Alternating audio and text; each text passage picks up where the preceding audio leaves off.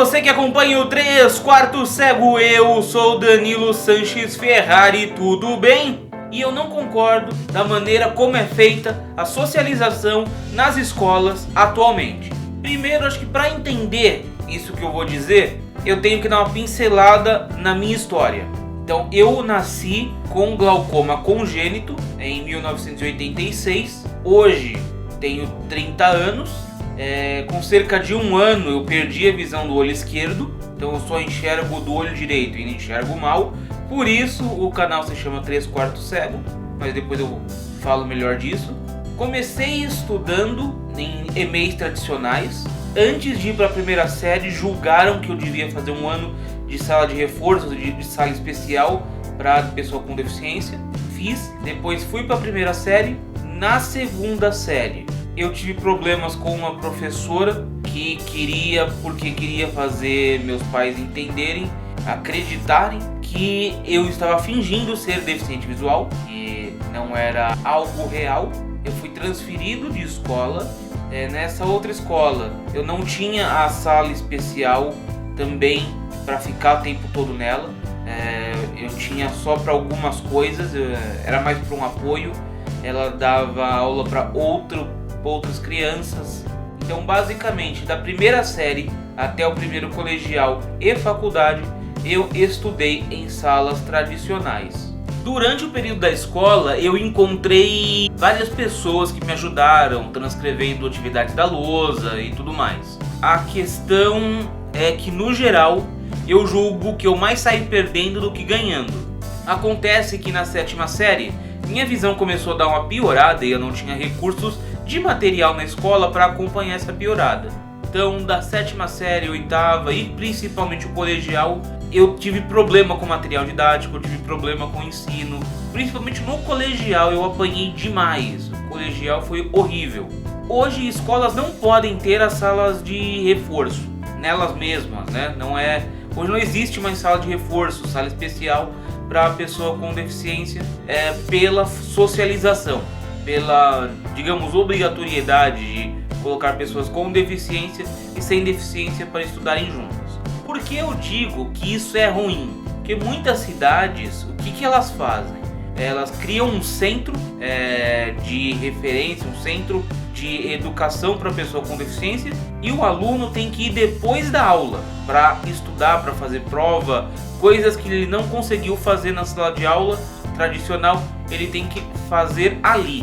Venhamos e convenhamos, não deixa de ser uma sala de reforço, correto? Além de ser injusto, porque o estudante, além de ficar o tempo tradicional na sala de aula, é obrigado a ficar um tempo a mais na escola para poder se equiparar aos outros alunos, porque ele não pôde fazer isso na própria escola. Esse período da tarde ele poderia estar usando, ou da manhã, dependendo da situação, ele poderia estar usando para fazer outros cursos, poderia estar usando para o entretenimento, para se divertir com outras pessoas, como todo mundo faz. Ele acaba estudando um período e meio. Isso não é todo dia, é verdade. Acredito que seja 2 vezes por semana, mas acontece e tá errado. Se é para ter uma escola especial, um centro especial depois do período letivo, por que então não fazer o período letivo numa sala especial? Por que punir ainda mais a pessoa com deficiência, obrigando ela a frequentar um período a mais de escola?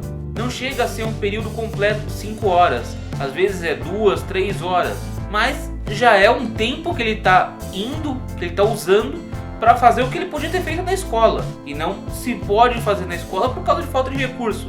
Que bom que existe, mas não é o correto, vocês me entendem?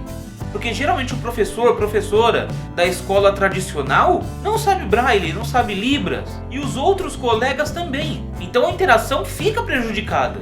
Como é que a gente pode falar em socialização de uma forma dessas? Se o aluno não pode ter livros de matemática corretamente adaptados para não quebrar as fórmulas que aí caem direitos autorais, se um livro didático em letras ampliadas ou em braille vira um chumaço dessa altura, não sei se está aparecendo mais ou menos o que eu estou fazendo de forma na mão, acho que tá. Uma vez eu peguei um livro de português adaptado, com letras ampliadas, a professora teve que me trazer em casa de carro para eu poder trazer o livro para casa. E quantas vezes a professora não avançava o conteúdo em sala e eu não estava com o livro em sala? Ou ela tinha que voltar e eu não estava com o volume do livro na sala, porque carregar tudo aquilo é impossível e eu tinha que optar coisas para carregar. Existem benefícios na socialização? Existem. As pessoas aprendem sobre a gente, aprendem sobre as nossas dificuldades, mas ainda eu acho que é pouco benefício para muita perda. Porém, eu admito que isso pode ser apenas comigo. Eu posso perguntar para outras pessoas com deficiência, e elas vão achar, não, ótimo, a socialização funciona muito bem. Porque eu tive experiências ruins, muito ruins, aliás. Então, de repente, a socialização falhou comigo, mas eu, baseado no meu histórico de vida, na minha vivência, eu diria que a socialização, do jeito que ela é feita hoje, ela não funciona, ela mais pune a pessoa com deficiência do que ajuda. E para ser bem claro, eu sou contra a socialização do jeito que ela é feita hoje. Enquanto todas as crianças não forem educadas, além de aprenderem a escrita tradicional, aprenderem braille e aprenderem libras, e não estou falando só crianças com deficiência, estou falando todas as crianças, a gente não pode falar em socialização plena, porque não tem como você colocar uma pessoa que não enxerga ou que não fala corretamente, que não pronuncia as palavras, numa sala de aula com outras pessoas, sem que as outras pessoas também saibam o método de escrita e comunicação com elas. Não dá. Isso não é socialização. Isso é tapiação. Eu sei que pode parecer um pouco radical da minha parte, mas é baseado em tudo aquilo que eu vivi e que eu passei. Eu sou sim a favor das salas especiais. Muito obrigado por acompanhar, dê seu joinha, compartilhe, se inscreva no canal e falou!